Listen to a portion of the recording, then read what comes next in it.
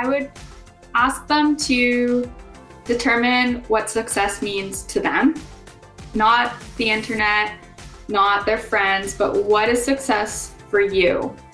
And then I want them to understand that they have the tools that they need to be successful. Now, if they don't feel like they have the tools, start with building your confidence. It might be the biggest hurdle, but it might be the only hurdle.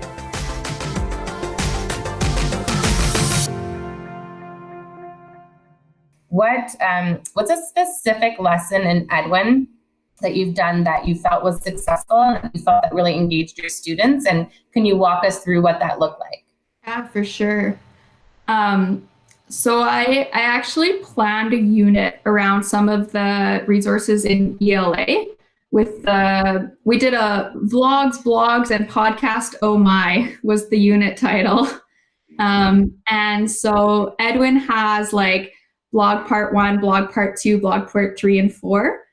And so I started it with just showing them different types of blogs, and we got into it that way. And then I grabbed from the blog part 1, we fully went through, they have like a Pear Deck slideshow where the students were able to, as we were learning about topic, theme, purpose, and audience, they were telling me what they want to do their topic on, their purpose, their audience, as we were going through the lesson. So I was instantly getting back from them what they were planning for their own blog. And then we got started from there. And over the course of like about 2.5 weeks, we worked through the 4 parts. Part 2 was really useful because like this demonstrated point of view and perspective really well. And I paired that with a video from the YouTube channel's called Screen Rant. And it's this guy that plays both perspectives, goes back and forth. So I used that to help show like the points of view. We watched the one that was Soul Pitch Meeting. And anyways, he talks to himself back and forth. And so I paired that with the blogs part 2. By the time we got to using like parts 3 and 4 for the Edwin resource, some of the students were already, they're good to go. They started on their blogs and they were just going. So they didn't need parts 3 and 4 as much. So in parts 3 and 4, it talks more about like the techniques and the conventions. And this is something that some students already had a handle on. So this is where I used it more for differentiation. Like in part 3, some students still needed a lot more help understanding the conventions and techniques to be more expressive in their blog and to just to be able to add voice and all that. So we worked through that and together made a blog as if my cat were writing it. You just won Sherri over. You just won Sherri over. Yes, they what now? Yeah, I think a guest speaker in this. Yeah. So we actually pretended to be my cat, Viego, and we were pretending he was like angry at his humans for not feeding him enough and waking them up at 4 in the morning and all that. And then part 4 has a really good, like in putting it all together, they pull in a photo essay. So I had some students who were like doing reviews on memes, but they weren't captioning them and they weren't using resources. They were just putting up a bunch of memes. So I showed them the Detecting Women on Screen by Michelle Lee and showed them like, look how this all comes together with the captions and the resources. And then they put some captions on their memes, had a theme going on, and it worked really well to get them going with the project. I love that. I want to do that project. Honestly, you know what I was actually thinking is this sounds amazing to share on the Edwin community. Yes. What immediately came to mind was 3 teacher names who would be all over this and would just love. Would you consider sharing it, Madison, with folks on the community? Oh, for sure. I'll clean it up a little and then put it out as like a unit or something. I'm not sure. Yeah, whatever you want. And you know what? We post stuff on there that is not cleaned up. Like, Okay. teaching is messy. Don't take any more of your time. Your time is so valuable. Like, just throw it up as is, and people can do with it what they want. But what a great idea. I love it too, because again, I think that there's a theme here. Like, you really know how to relate to your students where they're at. Like, kids are into like virtual blogging and all of those like vlogging. So, sneakily teaching them those skills through like, doing a blog, doing like memes. I think your students must have been engaged and must have loved it. Did you find that, so when you pulled the collections from Edwin, did you find it easy to like differentiate, modify, customize those collections to make it suit for your class? Oh yeah. Like I just typed in so the captions was a big struggle. Like how do I get them doing more than just posting memes? And so like I typed in like picture blog, and then that drew me to the picture essay part of the resource I was already using. And so then I dove a little deeper and then it's like, okay, perfect. And then like anytime I was like hitting a wall with where can we go next with the students and where can we like make this better and more expressive, I would just type in kind of what I was looking for, and resources I never knew were there were just popping up, and I could look through them and then pick what I wanted that would fit that student. That's awesome. That's like an ideal experience, right, Sherri? I was just going to say, you're like the Edwin poster child. Everything you're doing with it, this is our dream. As classroom success team facilitators, we support teachers and students across the country, literally, and in other countries. Jodi actually supports teachers in other countries. And it's our dream to have teachers like yourself, Madison, say, I found this in Edwin and I made it work for my students in this way. And I found this in Edwin and I was so happy to have found this. And it's wonderful to hear the rich teaching and pedagogical practices that are coming from this awesome resource, this tool that, can do magical things in the right hands, and your hands are the right hands. I was almost worried that I was overusing it because like just being a fresh graduate, my resource bank, while a lot of teachers really supported me and like were dumping resources at me out of internship, is still very limited. So like I was worried that I was almost leaning on it too much, but it's so diverse that like I can use it in science and social and ELA and math and not like feel like the students are being kind of pushed into one direction or one corner of like, this is the only way to learn. Because even though I'm using it a fair bit, it's not one way of learning. I totally got goosebumps. I am horripilating right now. That's the real word, horripilating. I just got goosebumps from that. Thanks. Madison, when you consider how quickly educational technologies are changing and adapting, because Edwin was started just over 2 years ago. It started off as a very basic library, and we've just added and expanded and adapted and have grown since then. For example, when we first started off, we didn't have any of those math manipulatives, but teachers were asking us for it. They said that it's a need. They need that to support their students. So now we have many options for teachers to choose from.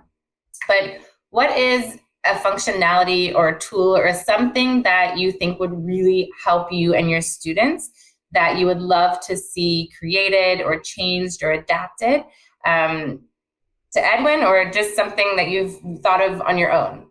So this is one of those things where it's like, if you're going to bring like a problem, bring a solution. And I've been thinking about it, but I don't have a solution yet. But one thing that I do want is I want a better way of assessing students. Like I find that a lot of the things when we're checking out what their understanding is or how well they comprehend something, a lot of students, and like myself as well, when I was a student, struggled with the assessment, not the knowledge. And so like just finding a way that we can draw out that understanding without it having to be a barrier. I don't know if that makes sense. No, that makes total sense. You know that the students know the concept, You don't necessarily want to assess them on the content and the knowledge or the specifics of it, but you want to kind of see their overall understanding. So what are some creative ways that you can assess that? Now, I personally think that the project that you just spoke about is a wonderful, amazing way of assessing your students' understanding. So you're giving them that real world experience. There's a lot of student choice in there. Were your students creating videos and like written blogs, like vlogs and written content? Yeah, so they did have a choice, like you said, student choice. I'm huge on student choice. It has a lot more buy-in, and then it also has them understanding better, I think. So they actually had the choice. They had to submit 3 somethings. I didn't care if it was 3 blogs, 3 podcasts, or 3 vlogs. But some chose to just do an audio component for podcast.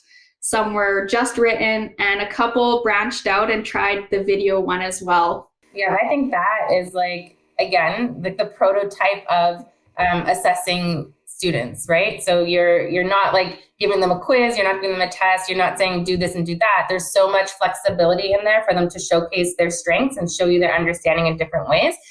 So I think you thought of the problem, but I think you have the solution. You just didn't know it. Yeah, those are authentic demonstrations of student competencies where they synthesize. Like you gave them the perfect conditions to synthesize their skills, their knowledge, and apply them in a way that was practical and applicable to them. Like, bravo.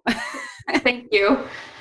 Madison, Sherri has been dying to ask you this very serious, thought-provoking question that she spent like days thinking about. So I'm going to give the floor to Sherri. I lost sleep over it. Yeah, it's real. It's for real. It is. Yeah. Okay. How much wood? Yeah. Okay. Do I need to? Okay. Go. How much wood could a woodchuck chuck if a woodchuck could chuck wood? Okay. I think I got your question. And I'm glad you were the one asking it instead of me. I think they would chuck wood. I don't know. I don't know how much though. You think if a woodchuck could chuck wood, the woodchuck would chuck wood, but you don't know how much wood a woodchuck would chuck. Given the opportunity though, they would if they could. Absolutely. I agree. Sorry, Jodi, I'm pretty sure Jodi has questioned why she started inviting me to these things. No, this is like the highlight of what I do, honestly. Sherri sent me a message last night. She's like, "You sent Madison that question?" I was excited. I was like, yes, it made the cut. But in all honesty, she actually does have, hold on. Cheeks, relax, okay. She actually does have a good, serious question that I could tell when I read it. Like Sherri wrote a lot of these questions out. When I read it, I could see Sherri's passion and enthusiasm like seeping out of this question. So I'm going to let her close it off with this question. Go ahead, Sherri. Okay, so I'm a grade 7 teacher. I've taught junior high, 7, 8, 9, but I identify as a grade 7 teacher. And for over a decade now, I've always referred to my grade 7s as my babies. And that's how I talk to them. That's how I start the year. Every year, I'm just like, you are my babies. You need to understand that. And they giggle and they think it's funny. And I'm like, no, but seriously, I lose sleep over you. I think about you when I'm brushing my teeth. On my way to work, I'm thinking about how am I going to help D? What am I going to do for S? You know, you consume my thoughts and I love you dearly. You are my babies. So my question for you is, this question comes from when I kick off my year and whenever I interact with my babies, I always think, what do I want them to take away from me? How do I want them to feel when they turn and they walk away every time? So my question for you is if there is one message that you could give to your grade 7s unabashedly right now that they wouldn't see or hear until they graduate high school, what would you say to them? What would you want them to know now more than ever that they can take with them for the rest of their lives? So I would Ask them to determine what success means to them, not the internet, not their friends, but what is success for you? And then I want them to understand that they have the tools that they need to be successful. Now, if they don't feel like they have the tools, start with building your confidence. It might be the biggest hurdle, but it might be the only hurdle. Build your confidence, you have the tools. If you are missing some of the tools, like actually not just being underconfident, but you're missing some, advocate for yourselves. But ultimately, the choice to be successful is up to you. Well Boom. said. Boom. Mic drop. Mic drop. Sherri, what the hell? Get out of my brain. Madison, you're a breath of fresh air, honestly. Like, it's so nice talking to you and hearing how much you relate and care for your students and offer them these rich opportunities. I'm so happy that you have Edwin as a tool, but I'm even happier that your students have you as a teacher. We would love to follow up with you maybe like next year, same time, and just see how your journey has continued with Edwin and as a teacher, hopefully in the classroom. And if you're willing to do that, we would love to take you up on that. To say, Madison, I'd love to echo Jodi's sentiments and just add that you have honestly re-inspired me. Oh. Like 100%. I'm just like this. Right here. This is why I became a teacher. This is what I love doing. I'm just so happy that you agreed to join us today and to share your experience, because I think yours is an important story for people to hear. I was a little nervous coming in, like fresh graduate, no like limited teaching experience, but thank you for those kind sentiments, and I appreciate it.